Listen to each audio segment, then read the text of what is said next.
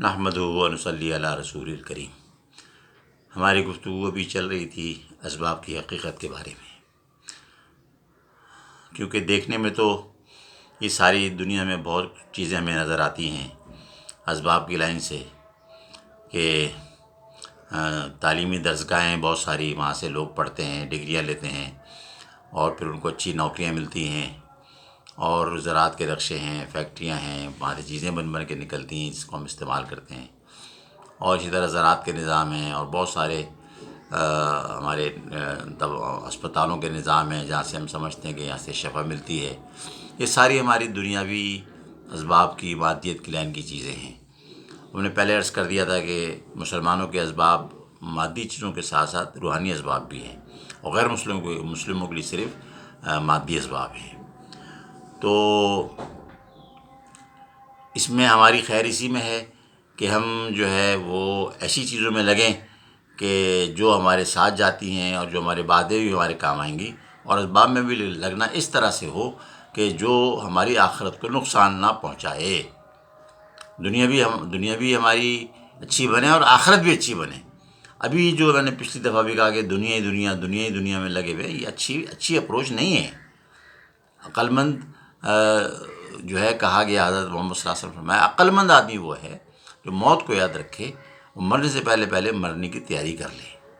اب ایک ہمارا کانسیپٹ ہے، ایک ہماری اپنی آبزرویشن ہے، ایک ہمارا اپنی کنکلوژن ہے، ایک ہمارا اپنا سوچنے کی سطح ہے، اور ایک اللہ کے نبی کی سطح ہے جو ظاہر ہے کہ ہم سے بہت زیادہ بلند ترین سطح ہے، وہ فہم کی، فراست کی، عقل کی، دانشمندی کی۔ تو اس لحاظ سے ہم نے نہ موت کو یاد رکھا ہوا ہے، اور نہ مرنے سے پہلے مرنے کی تیاری کر کے رکھی ہوئی ہے۔ اس کو ہم مان لیں، سب سے پہلی بات اس کو ہم مانیں۔ پہلے بھی اپنے کسی قسم میں کہہ چکا ہوں کہ جو غلطی کر کے مان لیتے ہیں نا، وہ تو ابن آدم ہے۔ آدم نے غلطی کی، کہا تم پیڑ کے پیچھے نہیں جانا، پاس نہیں جانا، وہ چلے گئے، لیکن فوراً پھر توبہ کی، ربنا ظلمنا انفسنا، اللہ نے معاف کر دیا۔ شیطان سے کہا تو آدم کو سجدہ کر، اس نے نہیں کیا، غلطی کی، اس کو سجدہ کرنا چاہیے تھا۔ ایک تو اس نے غلطی کی، پھر مانا بھی نہیں غلطی اپنی، اور جھگڑا کر لیا اس نے کہ میں تو تیرے سارے نیک بندوں کو بھٹکاؤں گا۔ تو جو لوگ غلطی کر کے نہیں مانتے نا، پھر وہ خود اپنا فیصلہ کر لیں وہ کس کیٹیگری میں فال کرتے ہیں۔ تو ہم اس کو مانیں پہلے کہ ہم نے نہ اپنی موت کو یاد رکھا، نہ قبر کو یاد رکھا، نہ آخرت کو یاد رکھا، اور زندگی کو خوب دنیا کو چمکانے کے لیے، بڑھانے کے لیے، بہتر سے بہتر کرنے کے لیے، زیادہ سے زیادہ چیزوں کو جمع کرنے کے لیے اپنی جان، مال، وقت، صلاحیتیں، استعدادیں لگا دیں، کھپا دیں، اور آخرت کا نقصان کر بیٹھے۔ اس کو مان لیں، اس کو غلطی کو مان کے توبہ کریں اللہ سے۔ لیکن اللہ کا شکر ہے، اللہ نے اللہ ہمارے لیے بڑا شفیق ہے۔ وہ جب آدمی توبہ کرتا ہے نا، تو اللہ تعالیٰ اس کے گناہوں کو تو معاف کر ہی دیتے ہیں، اور اس کے جو ریکارڈنگ اوپر ہو رہی ہے نا ساری، وہ بھی ساری ڈیلیٹ کروا دیتے ہیں، کرامان کاتبین سے بھی ڈیلیٹ کروا دیتے ہیں۔ بلکہ اس سے ایک قدم اور آگے بڑھیں، کہتے ہیں اچھا تو نے توبہ کی ہے، غلطی کو مانا ہے، چل جتنی تیری غلطیاں تھیں اس سب کو میں نے وہ نیکیوں میں تبدیل کر دیا۔ ان الحسنات یذہبن السیئات،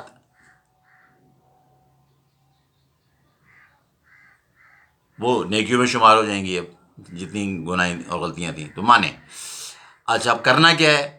کرنا یہی ہے جو میں مستقل عرض کر رہا ہوں کہ ہم اسباب میں ضرور لگیں، کم سے کم لگیں، ضرورت کے بقدر لگیں، جیسے، اور اللہ اور اس کے نبی کے تعلیمات کے مطابق لگیں۔ ایک صحابی موقع پر حضور صلی اللہ علیہ وسلم کی ایک حدیث سن رہے تھے کہ کوئی دکاندار اگر اپنا کوئی چیز فروخت کر دے، اور جس سے خریدی وہ کچھ وقت گزرنے کے بعد واپس آئے کہ یہ چیز واپس لے لو، تو اور وہ دکاندار اس چیز کو واپس لے لے۔ وہ ایسا نہیں جو یہاں پہ ہماری بعض دکانوں پہ لکھا ہوا ہوتا ہے نا، دیکھا ہوگا آپ لوگوں نے، کہ خریدا ہوا مال واپس نہیں ہوگا، یا بیچا ہوا مال واپس نہیں ہوگا۔ تو اس کے بالکل برعکس اللہ کے نبی علیہ السلام نے جو واپس لے لے دکاندار، اس کے لیے بڑی بشارت، جنت کی بڑی بشارت دی گئی ہے اس کے لیے۔ تو ایک صحابی نے جب یہ سنا تو انہوں نے بازار میں ایک دکان لے لی اور دکان چلانے لگے۔ دکان چلاتے رہے چلاتے رہے، پھر ایک موقع ایسا آیا کہ ایک خریدار وہ سودا واپس کرنے آیا، انہوں نے سودا واپس اس سے لے لیا اور دکان بند کر کے واپس آ گئے۔ لوگوں نے پوچھا کیا ہوا بھائی، تمہاری دکان اچھی خاصی تمہاری چل رہی تھی، کیا ہو گیا، تم نے کیوں واپس کر دی؟ کہ میں تو اس فضیلت کو حاصل کرنے کے لیے دکان کھولی تھی۔ اب صحابہ کا یہ مزاج تھا۔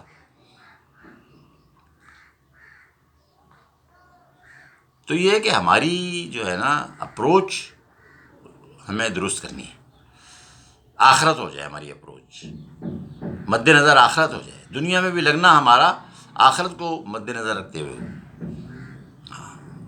ورنہ یہ بہت چیزیں ہمارے لیے جو ہے دنیا بھی ہماری میں بھی ہمارے کام نہیں آنی، ہماری اپنی محنت سے کمائی ہوئی، اختیار کی ہوئی، جمع کی ہوئی چیزیں ہمارے کام نہیں آنی، چھوڑ جائیں گے۔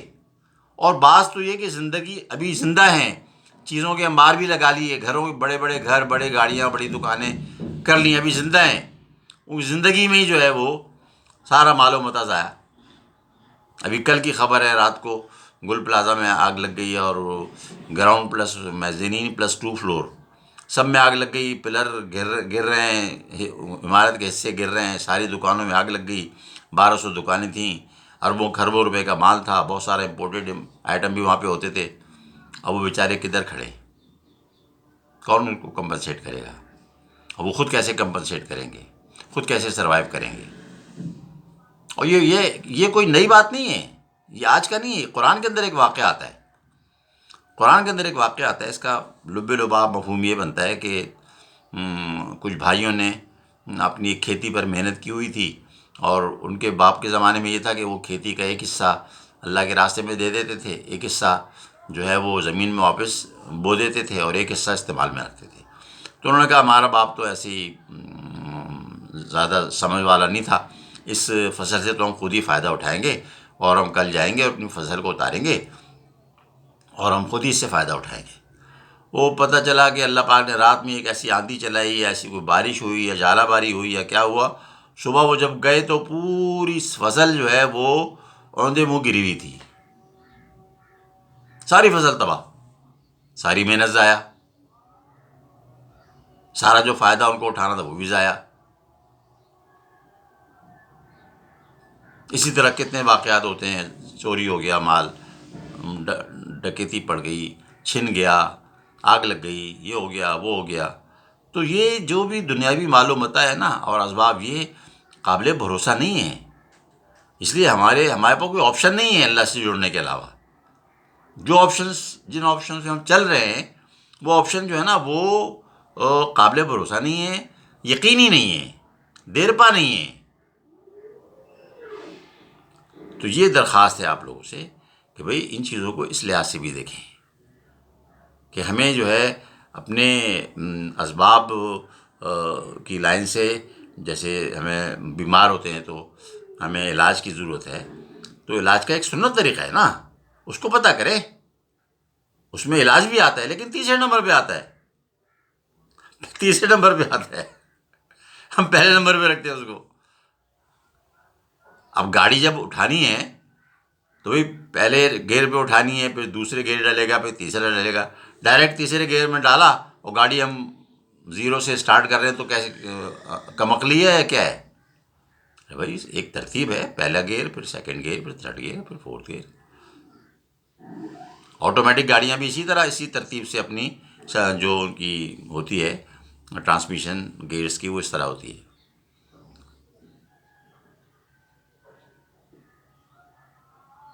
تو علاج کا سنت طریقہ کیا ہے؟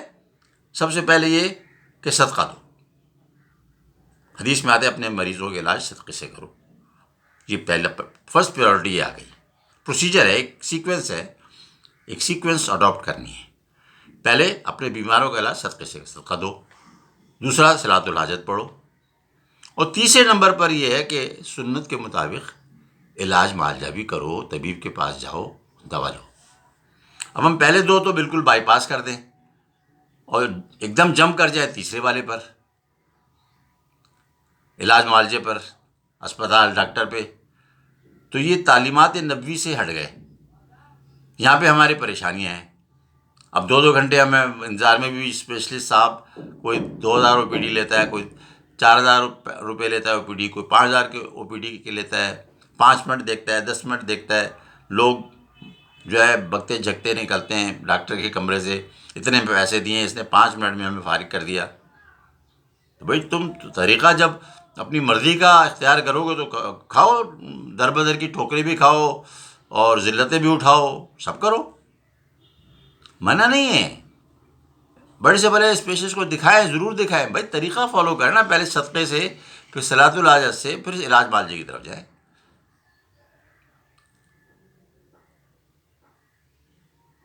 تو یہ ہماری پوری ایک ترتیب ہے.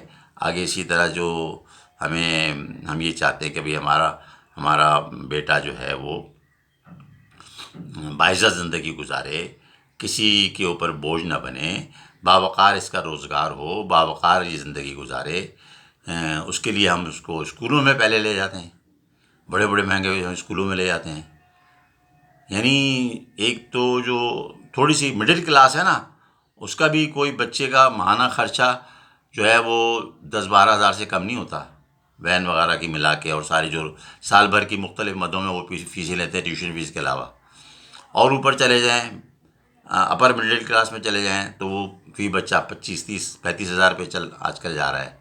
اور اس سے اوپر چلے جائیں تو وہ 50-60 ہزار کا بھی خرچہ بنتا ہے بچے کا.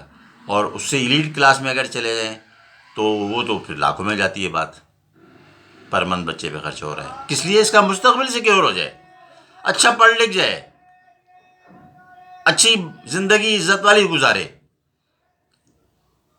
ارے بھائی پہلے اس کو ایمانیات سکھانی ہے، ایمان مفضل سکھانا ہے، ایمان مجمل سکھانا ہے، اس کو تعلیم الاسلام سکھانی ہے، بنیادی طہارت کے مسائل اور نماز کے مسائل اور ساری چیزیں سکھانی ہے. اس کو ایمان بنانا ہے، اس کا یقین صحیح کرنا ہے، اس کو ادب سکھانا ہے، اس کو دین کے راستے کی چیزیں پہلے سکھانی ہیں. اس کے بعد جب عمر ہو جائے تو پھر پڑھائی لکھائی بھی کی جائے. ہم نے بھی کی، جیسے میں پہلے عرض کیا، ہم نے ایک انجینئرنگ یونیورسٹی سے پہلے ڈگری لی، پھر دوسری انجینئرنگ یونیورسٹی سے ڈگری لی، وہ بھی سارے کام کیے. لیکن الحمدللہ گزشتہ 48 سال سے اللہ پاک نے دین کا کام بھی ہم سے لے رہے. سیکوینس فالو کرے نا. جیسے کسی بھی عمارت کی چھت پہلے نہیں ڈالی جاتی، پہلے بنیادیں ڈالی جاتی ہیں، بیس بنتی ہے پہلے. اب بیس ڈالے نہیں، چھت ڈال دے، کیا ہوگا؟ گرے گی، چھت گر جائے گی. تو یہ ساری چیزیں ہیں، اس کو مزید غور بھی کریں، ان چیزوں کو سن کر دوبارہ بھی سنیں، اور اس کو چینل کو سبسکرائب کریں، اور ویڈیو کو لائک کریں، اور بیل آئیکن کو کلک کریں. اور اللہ سے دعا کریں اللہ پاک کو ہمیں اس پر عمل کی توفیق عطا فرمائے. آخر دعوانا الحمد للہ رب العالمین.